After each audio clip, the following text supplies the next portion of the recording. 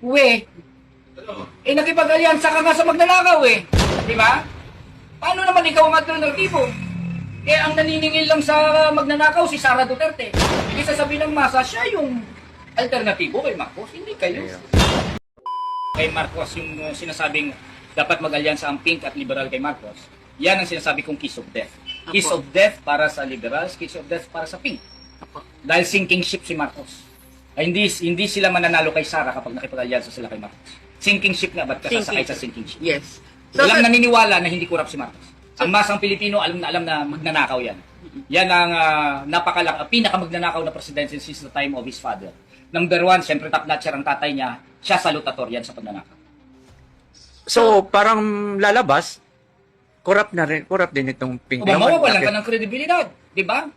Ngayon, makikipag-alyansa ka sa magnanakaw, di ba? Salutator yan sa kanyang tatay sa pagnanakaw, sa dami ng ninakaw. Mag-alyansa ka sa kanya.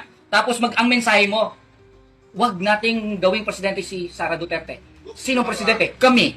Sabi ng masang Pilipino, nakipag-alyansa ka nga sa magnanakaw eh. Di ba? Paano naman ikaw ang alternatibo? Eh, ang naniningil lang sa magnanakaw si Sara Duterte. Hindi sasabihin ng masa, siya yung alternatibo kay Marcos. Hindi kayo. Ang ibig sabihin lang, kung magnanakaw, sasama ka sa magnanakaw, baka magnanakaw na rin. Hindi naman magnanakaw yung mga anti-corruption din yan. Opo. Pero kahit na anti-corruption, ang pinag-uusapan alyansa kay Marcos, oportunista na pagtingin ng kung paano manalo sa eleksyon. Yan mismo ang magpapalubog sa kanila. Pustahan tayo. Yun. So, last na lang po, ano ang mensahe natin sa EDSA generation? Never again. Okay, ang katagang never again, ibig sabihin, ayaw na natin sa mga magnanakaw, sa mga diktador.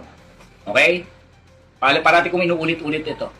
Ang problema sa ibang mga pwersa, ang never again, ginawa nilang never against. Never against Bongbong Marcos. Okay. Maraming salamat po.